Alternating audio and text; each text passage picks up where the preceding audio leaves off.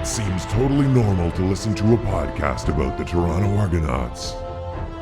It's the X's and Argos podcast. Welcome to the X's and Argos podcast, brought to you by Funny Bone Broth. Check them out at funnybonebroth.com. Ben Grant, joined as always by JB, and we've got another exciting episode for you today. People are on the move. McLeod Bethel-Thompson has opted out and becomes the first and obviously most high-profile Argonaut to opt out of his contract, pursuing NFL opportunities. We'll talk about that today. And we'll talk about getting fans in the stands for next year, because we've already discussed how important it's going to be for the CFL and for the Argos to have people in the seats next season in this very gate-driven league. And JB, you wrote an article on, how the Argos can best get that done. So we'll get to that in the second half of the show. But yeah, let's start it off. Macbeth has opted out. What was your initial take on that when you saw that he's deciding to look south for some opportunities? I mean, it seems natural to me. I think that on one hand, he probably sees the writing on the wall in Toronto, and he's he feels that, well, if I'm going to be a backup, I'd rather be a backup in the NFL if I can. I think that's probably part of it. I don't know if he would. I don't think he would have walked away if he were the acknowledged starter of the Argos. So I think that's part of it. Of course, most of the league dreams of playing in the NFL. That's the ultimate level. Well, financially as well, obviously. Yeah, it is. the NFL is the elite league of football in the world. So I think that probably attracts them. And I think, the league is looking for players. And so it doesn't surprise me that maybe a couple teams reached out to him, or when he reached out, they said, "Yeah, come on, we'll give you a shot." Yeah, like you said, I don't think there's any chance that his agent hasn't at least been looking around a little bit. Like I think if his agent had heard nothing back from anybody, like no interest whatsoever, I don't think there's any chance he opts out here, because there's no reason to give up your coverage until February or what have you. So I think the motivation here is that there is some interest, and it's a really unusual year. A lot of teams right now are planning on carrying 4 quarterbacks when you include the practice squad, because with COVID, you don't know what kind of situation will be happening. As you know, I follow the Cincinnati Bengals. Their plan right now is they're probably going to end up carrying 4 quarterbacks, one of whom is being isolated from the other 3. Now, I don't know, how much sense that makes or what that's going to look like in the end, but they're going to have 3 quarterbacks on their roster, and they're going to have a practice squad quarterback unless someone takes him. So if you've got all 32 teams, or at least most of them, doing something like this, there is going to be a demand for guys like McLeod Bethel-Thompson, who have a great arm, have a lot of experience, are at least able to pick up playbooks quickly enough, because he's seen so many in his case. So yeah, I wouldn't be surprised if there is a market for him, not competing for a starting job, obviously, but competing for a 3rd or 4th spot on a bunch of different teams. Yeah, the extended rosters is definitely going to open the door to, I would bet, a number of CFL players who are going to try and take a shot at it. And, he has a professional quality arm. And he's been in NFL camps before. So there's no doubt it's not an unrealistic attempt at taking a shot at the NFL. I think it makes sense. There's no CFL season. For sure. He wants to play football. He just wants to play. That's always been his thing. Like, he's gone wherever there's an opportunity to throw a ball around, whether that's been the Arena League or the NFL or the CFL. He legitimately loves playing football and just wants a chance to play. And so whatever league that's going to be, he'll go.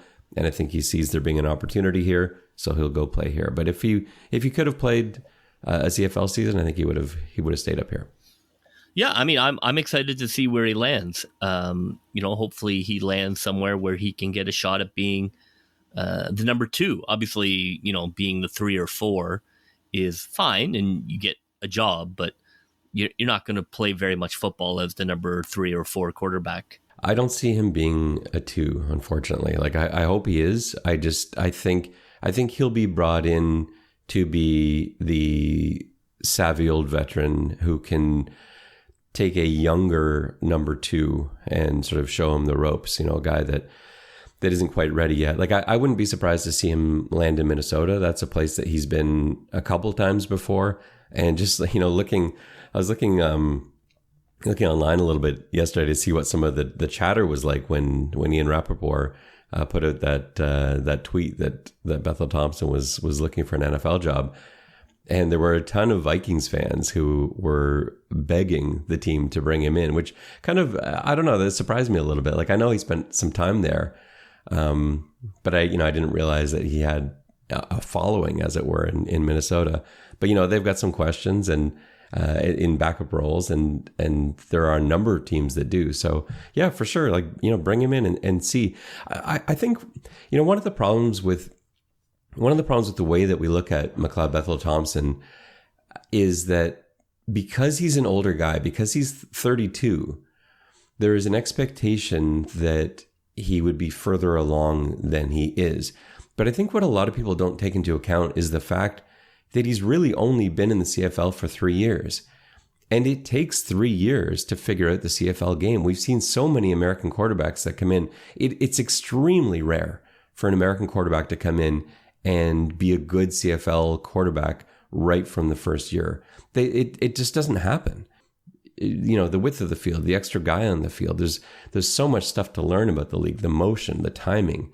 And, Bethel-Thompson, I think we judge him unfairly sometimes because we don't look at him the same way we might look at a 23-year-old who spent, 2 or 3 years in the league. You can't forget that this is a guy that led the league in touchdown passes last season, 3rd in the league in yards. He's a capable quarterback. I mean, you certainly love him more than most, but I agree. He has a pro arm. There's no doubt about that. And, he's a veteran guy. I think he would be an asset to have, from a program perspective, that if you had to have your number 3 quarterback, that, at least he can come in and throw, he can throw bombs.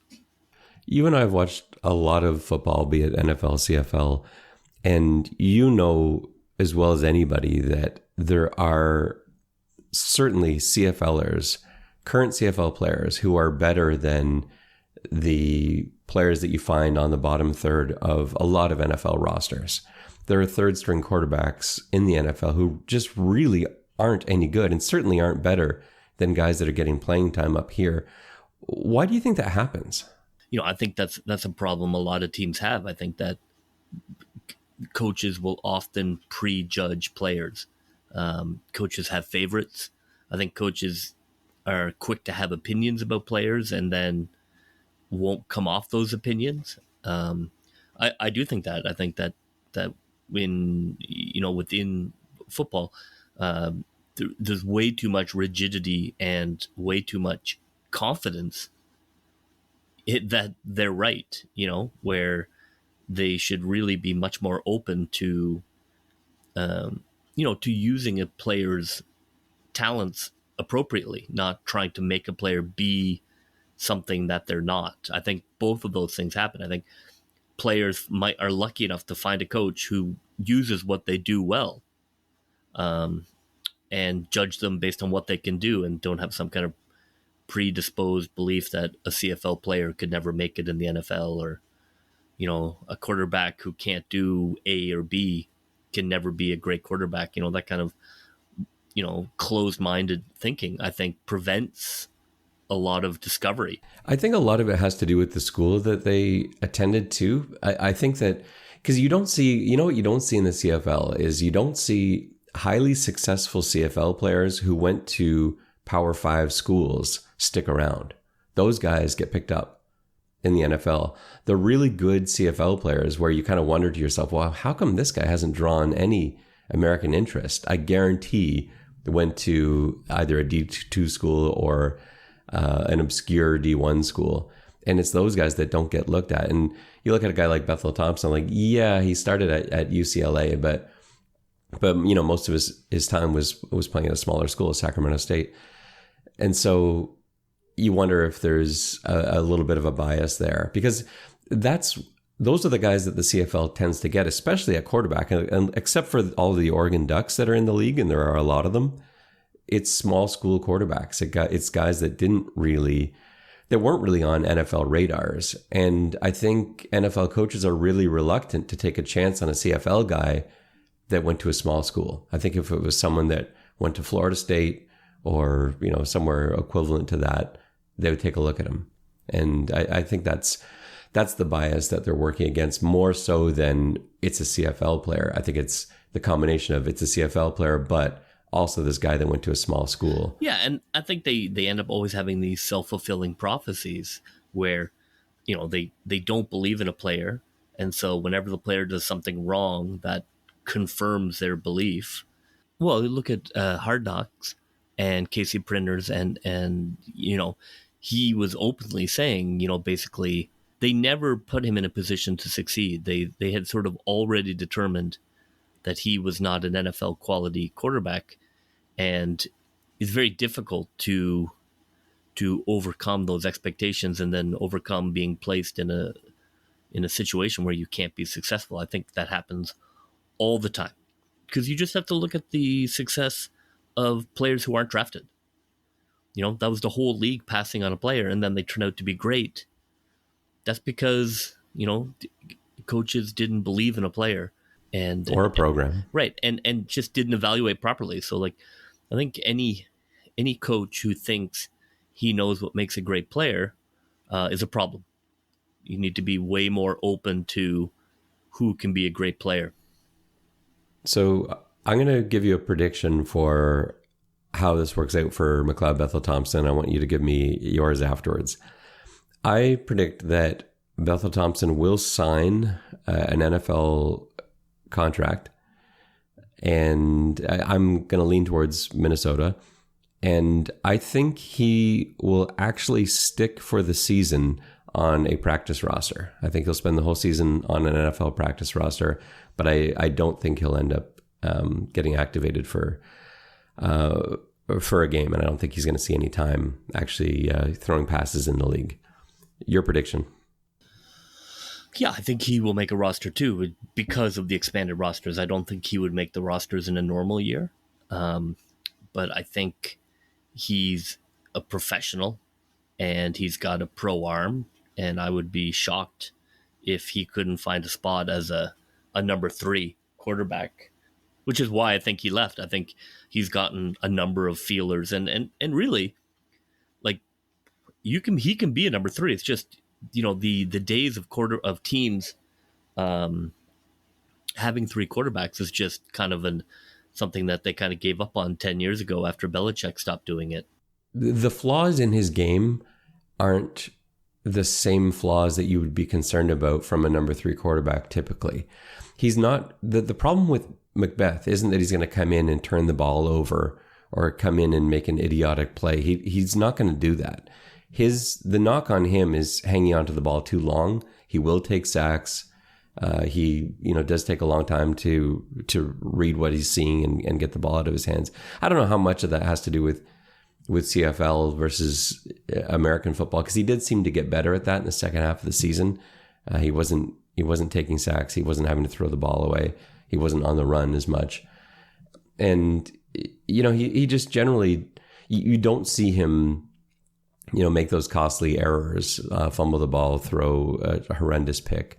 And those are the things that you dread having in a third string quarterback. If this guy has to come into a game in some sort of emergency, you want him to, at the very least, be able to manage the game. And yeah, you're going to run 90% of the time, but just hang onto the football. Don't do anything idiotic.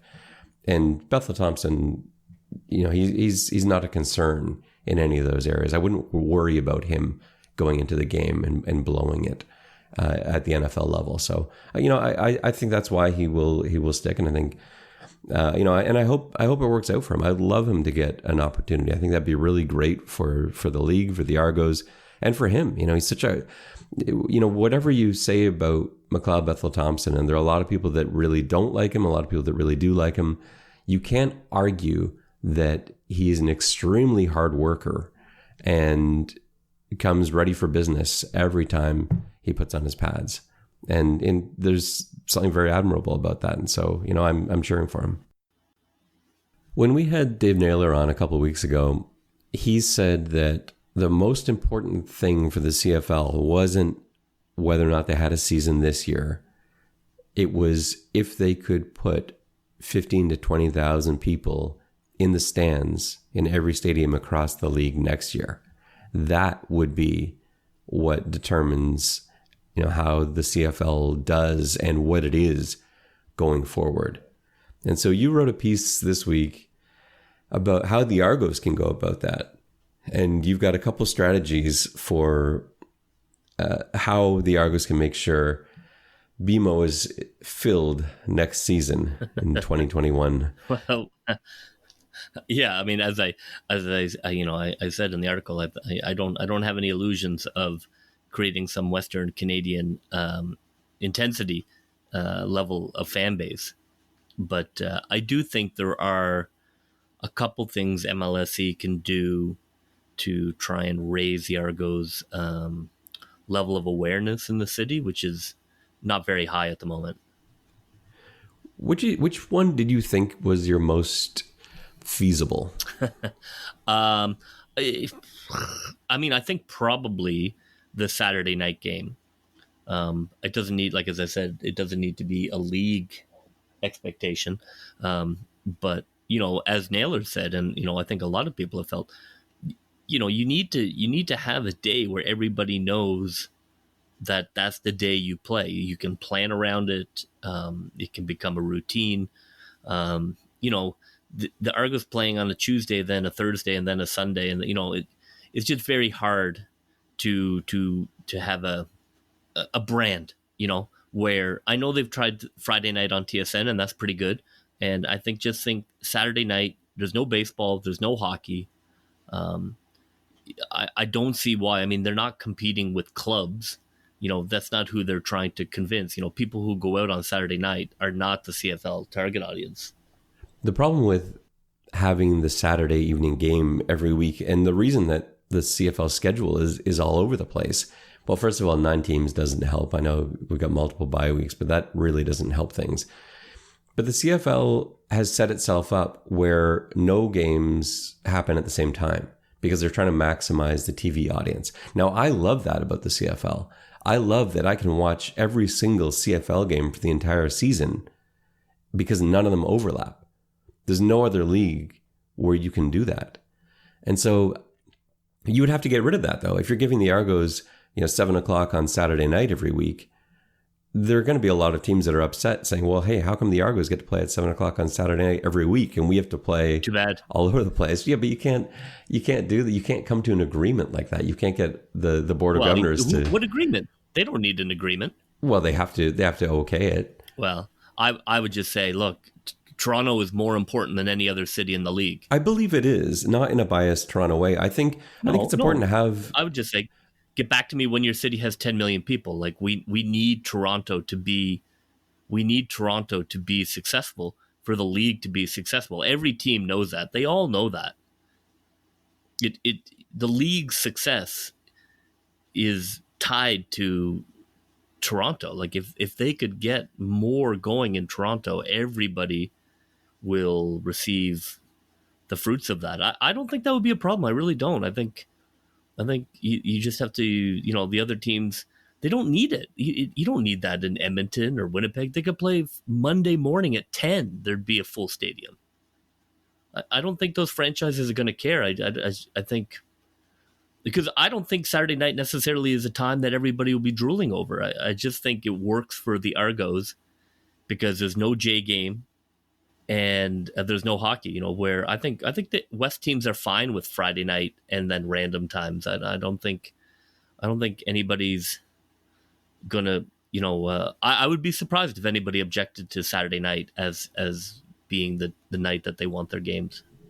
The issue I would have with that, as like if I look at it strictly as a fan, I don't want Saturday night games because I can't bring my kids.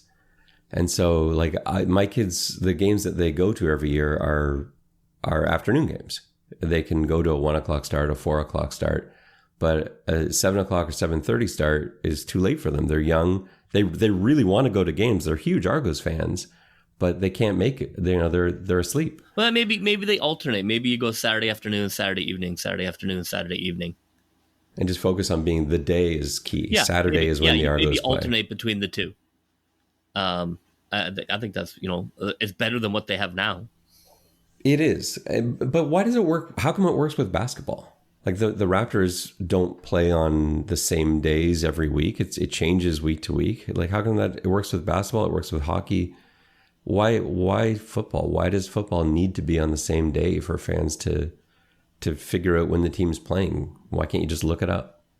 I just think football is different because like basketball, everybody knows it happens all the time, throughout the week. I just think with football, when you have a game, like basketball is like 4 out of 7 nights. So you're going to be right most times, if basketball's on a lot. So it's not like, I think it's just a different kind of organizational aspect to it, where I think if the CFL is every Saturday, that makes it easier to plan around. I think the other one that you had in your article that I really like, but it is so hard to do, is finding a star. And the reason I say that is I was thinking about this week. When I read your article, I was thinking about sports that I don't attend. Like I don't go and see a lot of lacrosse, for example. And the reason why isn't because it's not fun. I've actually enjoyed going to see the Toronto Rock. Every time I've gone, I've actually had a good time. The environment is great. But the reason I ultimately don't care is because I don't know who anyone is. And it's not, it's not maybe a sport I'm passionate about, but if there was someone that I knew, there was a big name, there was someone where everyone's like, you've got to go and see this guy because he's amazing. That might turn me around, because it kind of did with TFC a little bit. I'm not a soccer fan, but when we brought in guys like Michael Bradley, who was a name that I knew, when we brought in who was the British guy we brought in a few years back, and that was a really big deal. Jermaine Defoe. Jermaine Defoe, right? So we bring in Jermaine Defoe. It's a name I had heard. Everyone was going crazy about him, and I went to go watch the games. And I actually went to watch a few. And to be honest, since that point, I'm still not a soccer fan, but I do pay attention to what TFC is doing. That signing, that Jermaine Defoe signing, the Michael Bradley signing, those signings were enough to get me to at least follow. And I've gone to a number of games. I will watch TFC if nothing else is on, and I didn't used to. And so that's something, and that the star power is what did that. I think it's really difficult though in the CFL, especially now because of the salary cap and the salary structure. If there's someone that's that big a name, he's going to be on an NFL team unless he's been suspended by the league. Yeah, I guess my sort of thought was it wouldn't necessarily have to be a big name, but they need to find somebody who can become a star. That they need to find a quarterback who is fast and, has an arm. I think it's possible to find somebody that the NFL might not. I think they should only be looking for Lamar Jackson style quarterbacks, in my opinion. But as soon as you get one that hits, the NFL is going to take him. Yeah, that's true. But that's no different than TFC. That's, I agree. It is a problem. You sign them, you're only going to have them for 2 years, but you got to, one step at a time. And the thing you see TFC do and MLS teams do is they'll sign a big name European player at the end of their career, but the salary structure in the CFL doesn't allow CFL teams to do that. You can't sign an older NFL player because they're not going to come and play here for $120,000. No, I mean, it's tough. I do think the CFL has a star problem. I think it's harder to find players who come up and light the league on fire. I just think, it's not just a Toronto problem. So I agree that suggestion was hard to do, but it should be, it should be something that they're thinking about, because you need to consider the entertainment value as much as the football value, I think, as the franchise. I wonder about embracing Toronto's role in the league as the villain. Like, I wonder if that might be a way to sort of sell interest in it, to completely become, the heel character, that sort of, WWE bad guy. No, I don't know if it needs to be player-wise. I just mean the attitude of the organization and the way that you talk about and treat the rest of the league almost in a showy villain sort of way. Sure. I think that, might be interesting to embrace the hate of the rest of the country. Yeah, I know, but not with Pinball in charge. I know, well, I know you can't. Like, the problem is that the organization is filled with really nice guys. Like, everybody that works with the Argos is awesome, and everyone knows that, and it starts with Pinball, and so you can't be the villain. I thought my other two ideas, I with the free tickets, for kids, I thought about 12 and 14, but I went for 18 just because I think it's really important for them to get way more high school kids in the stands. I think if you get the high school kids in, and it's a good time, you're going to get a way higher percent. And then maybe you have a teenager rated a season ticket, so a cheaper season ticket for people under 24. And I think you're going to get way more people buying season tickets at 19 and 20 if they've gone at 16, 17, 18. I think it'd be way easier to get high schools to come.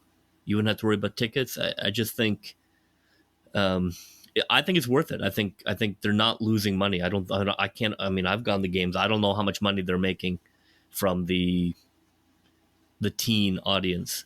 But I think that giving that up would result in more adults coming. I think it would work. I think they need to reach out more to high schools. I know they do a pretty good job now, but much more. I think they need to get way more connected to the local high school circuit.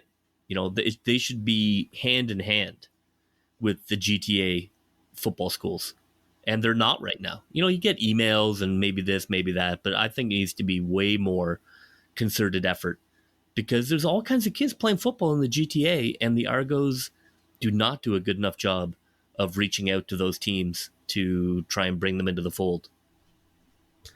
I think they believe they do, yeah. But I think that from our perspective, like having, I've both coached high school football, and we're aware of, guys that do come to practice and will come to visit from time to time. But it doesn't feel like it's frequent enough. And we're a pretty high profile program too. And certainly there are a lot of programs where no one has ever come by and no one has ever been in touch. And, that I think is a problem, and you are missing out on that. What I worry about in terms of giving tickets away is devaluing the product a little bit. You don't want to be seen as a league where you don't even need to buy a ticket because they can't give them away. You don't want to be seen as a team like that. There needs to be some value attached to your ticket. Right. Maybe it's too much, but maybe they have, maybe 2 games a year are free for kids. Maybe not the whole season. Maybe you just do it 2 games a year are free for everybody under 18. Because like Naylor was saying, he actually agreed with you in that you have to do whatever it takes to get people in the seats. And if it's giving away free tickets, whatever it is, fill the stadium, because that will make people want to go back. Yes, agreed. And you're trying to get the younger generation interested in your sport. You want season ticket holder median age not to be 46. So I think it's a pretty radical suggestion, but look, they're putting in, if you want 25,000 people in the stands, I think you have to do some radical things. But I do think they need to get way better at reaching out to the GTA football programs and getting those teams at those games. I think that's a missed opportunity. And then my last argument was again building on the Raptors, who I think are the franchise all should be based on. They do pretty much everything correctly. Is reaching out to all sorts of communities within Toronto who maybe don't have a football connection, but making it more inclusive and welcoming to get them interested in football. That you have advertising in a variety of languages, that you might have community-based swag, things created for a community to make them feel part of Argo Nation. I think that there are literally millions of people that they are not even trying to invite to the game. And I would love for an Argo game to look like a Raptor game, right? Like I love the diversity of you go to a Raptor game, fans. it looks like Toronto. It does. And I think the Argos are missing out on all kinds of people who would be interested in coming to watch football. I think you have to build it a little bit, but that's what the Raptors did. You go back to the beginning stages of the Raptors, and there was a really small fan base. It just wasn't that many people, and they slowly worked away at it. And as you said, did a lot of community involvement. Right. They had advertising constructed and written in Chinese for the Chinese community. They reached out to the Greek community. They reached out to the South Asian community. I mean, that's where Nav, the number one fan, got hooked in. Mm-hmm. All of that stuff they should be doing in Toronto. I think they I think it would be. I think the team should make a concerted effort to do that, to make the team feel like a Toronto team and not just a team for a certain portion of Toronto. If you haven't checked out JB's article yet, make sure you do it. You can find it on xsandargos.com. That is just about going to do it for us today. So again, thanks to our sponsor, Funny Bone Bra. Thank you, JB, for providing articles for us to talk about in this, what is going to be a very long continued off season. On behalf of JB, I'm Ben Grant saying so long, and may all your pre-snap reads be good ones. I'll see ya. Go, Toronto Argos, go, go, go. Pull together, fight the foe.